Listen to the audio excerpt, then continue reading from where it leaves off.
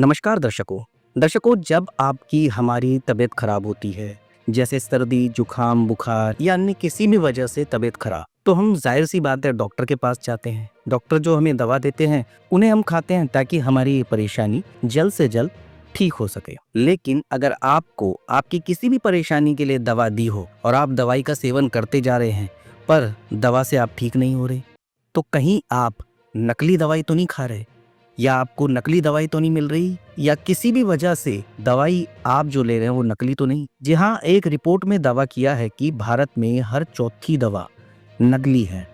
बुखार, sugar, blood pressure, pain killer से लेकर कैंसर तक की घटिया या नकली दवाएं मार्केट में अवेलेबल है। कई नामी देसी विदेशी कंपनियों के नाम की ये दवाइयाँ बहुत तेजी से बिक रही है। WHO का दावा है, यानी कि वर्ल्ड हेल्थ ऑर्गेनाइजेशन का दावा है कि दुनिया में नकली दवाओं का कारोबार $200 बिलियन का है। नकली दवाएं 67% जीवन के लिए खतरा होती हैं। बची हुई दवाएं खतरनाक भले ही ना हो, लेकिन उनमें बीमारी ठीक करने वाला कोई साल्ट नहीं होता, जिस वजह से मरीज की तबीयत ठीक नहीं होती, उल्टा बिगड़ जाती है, जिससे वह मौत के मुंह तक भी चला जाता है। नकली या घटिया दवाओं के एक्सपोर्ट और इंपोर्ट का भारत दुनिया का चौथा सबसे बड़ा बाजार है। एसोचैम की एक स्टडी के मुताबिक भारत में 25% दवाएं नकली या घटिया हैं। भारतीय मार्केट में इनका कारोबार 352 करोड़ रुपए का है। तेलंगाना में पिछले साल करोड़ों रुपए की नकली और घटिया दवाइयां पकड़ी गई। तेलंगाना ड्रग्स कंट्रोल एडमिनिस्ट्रेशन की जांच में खुलासा हुआ कि नामी कंपनियों के नाम से बनी इन दवाइयों में चाक पाउडर या स्टार्च था। इसी तरह अगर कैप्सूल एमोक्सिसिलिन का है तो उसमें सस्ती दवा पैरासीटामोल भरी हुई थी। इसी तरह 500 ग्राम एमोक्सिसिलिन साल्ट की मात्रा सिर्फ 50 ग्राम ही थी।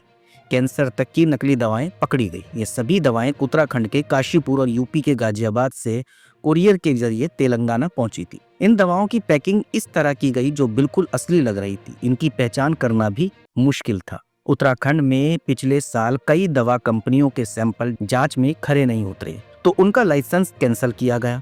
यह सभी दवाइयां उत्तराखंड में बन रही थी। इसी तरह आगरा के मोहम्मदपुर में सन 2024 में नकली दवा बनाने वाली फैक्ट्री पकड़ी गई। पुलिस ने 80 करोड़ रुपए की नकली दवाएं पकड़ी। इनमें cancer, diabetes, allergy, sleeping pills और एंटीबायोटिक्स दवाएं शामिल थी। इसी तरह देश के कई राज्यों में छापेमारी कर नकली दवाओं की खेप पकड़ी गई।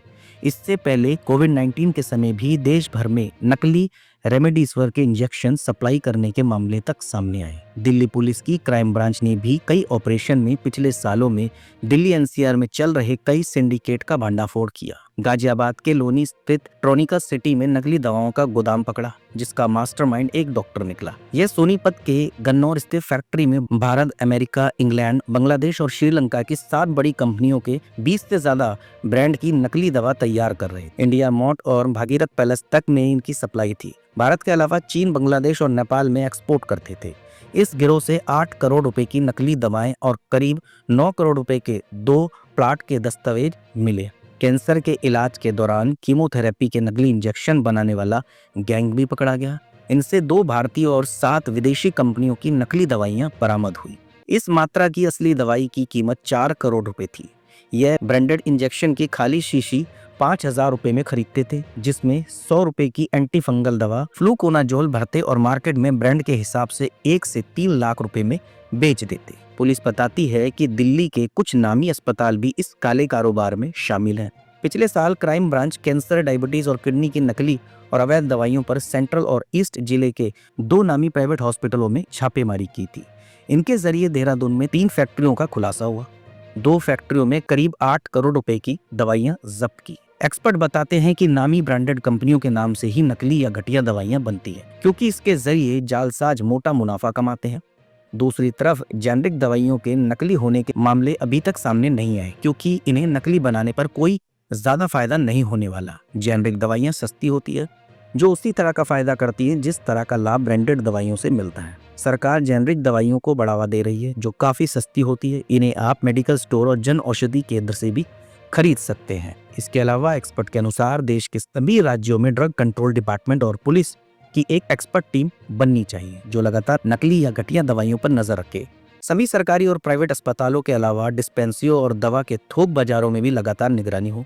किसी भी केस के सामने आने पर पुलिस और ड्रग कंट्रोल डिपार्टमेंट अपने अपने मुकदमे दर्ज करे।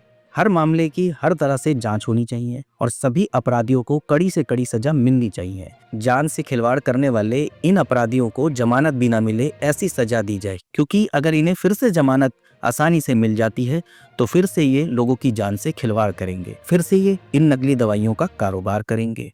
कुछ ऐसी दवाएं हैं जिन्हें ज्यादा मात्रा में लेने पर नशा होने लगता है। शराब और ड्रग्स में इन दवाओं का नशा काफी सस्ता होने से नशेड़ी इसका इस्तेमाल करते हैं। इस वजह से cough syrup, pain killers, depression pills और मनोरोगियों को दिए जाने वाले इंजेक्शन की खपत बढ़ रही है। इसका फायदा दवा बनाने वाली कंपनियां भी उठा रही है, जो एक लाइसेंस पर कई फैक्ट्रियां चलाकर उन्हें धड़ल्ले से बना रही है। इसके अलावा डिप्रेशन के इलाज के लिए दी जाने वाली गोली का आजकल रेप पार्टियों में काफी इस्तेमाल हो रहा है। युवा इस गोली को ज्यादा मात्रा में नशे के लिए लेते हैं, इसे लेकर वो एक अलग ही दुनिया का एहसास करते हैं। सेवन करने वाले को थकान नहीं होती और वो काफी खुश दिखाई देता है। वह स्लो म्यूजिक में भी नाचने लगता है। इसका असर खत्म होते ही थकान होने लगती है, जिससे वह इसे दोबारा लेता है। इसके बाद उसको फिर इसकी आदत सी लग जाती है। रेप पार्टियों में इन्हें 5,000 रुपए तक बेचा जाता है। इसी तरह कुछ दवाइयां मनोरोगियों के लिए है, लेकिन उन्हें भी नशे के लिए लिया जाता है। एलर्जी होने पर लगाए जाने वाले एवल इंजेक्शन का भी आजकल चलन है। इसके अलावा मैं आपको एक चीज और बता दूं, असली और नकली दवाओं की आप पहचान कैसे करें। गौर से दवा की पैकेजिंग देखें, उस पर प्रिंट जानकारी, स्पेलिंग एरर, मिस प्रिंट या हल्की पैकिंग, इसके अलावा पैकेजिंग सील सही लगी है या नहीं। अगर कोई दवा बाजार मूल्य से बहुत कम कीमत पर मिल रही है तो संभव है कि वह नकली है। अगस्त 2023 के बाद बनी 300 ब्रांडेड दवाओं की पैकेजिंग पर QR कोड अनिवार्य हो गया। इसे स्कैन करने पर दवा से जुड़ी पूरी जानकारी मिलती है। अगर दवा पर यह कोड नहीं है तो वह नकली हो सकती है। इसके अलावा दवा की गोली या कैप्सूल का रंग, आकार और बनावट एक ही तरह की हो, कोई दाग या धब्बा नहीं होना चाहिए। अगर आपको दवाइयों से असली या नकली होने को लेकर शंका है तो आप अपने स्थानीय फार्मासिस्ट से संपर्क करें, वह आपको सही जानकारी देगा। दर्शकों, कितना भी हम इन अपराधियों को पकड़ लें, कितना भी हम इन्हें जेल की सलाखों के पीछे भेज दें, लेकिन ये नकली दवाओं का कारोबार बंद ही नहीं हो रहा। वजह इसकी ये है कि सिस्टम हमारा जो है उस तरीके से दुरुस्त है ही नहीं।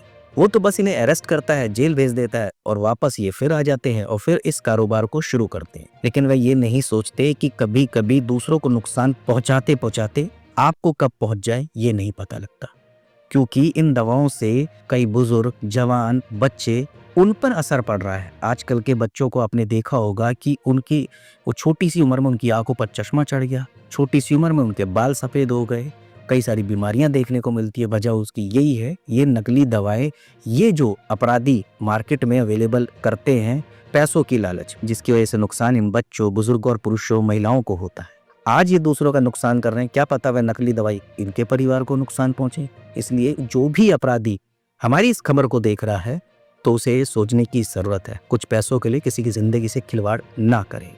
और हम सिस्टम से भी ये गुजारिश करेंगे कि ऐसे अपराधियों को अगर वह नहीं मानते तो उन्हें कड़ी सी कड़ी सजा देने का प्रावधान दें। हो सके तो उनको उम्र कैद तक की सजा दी जाए।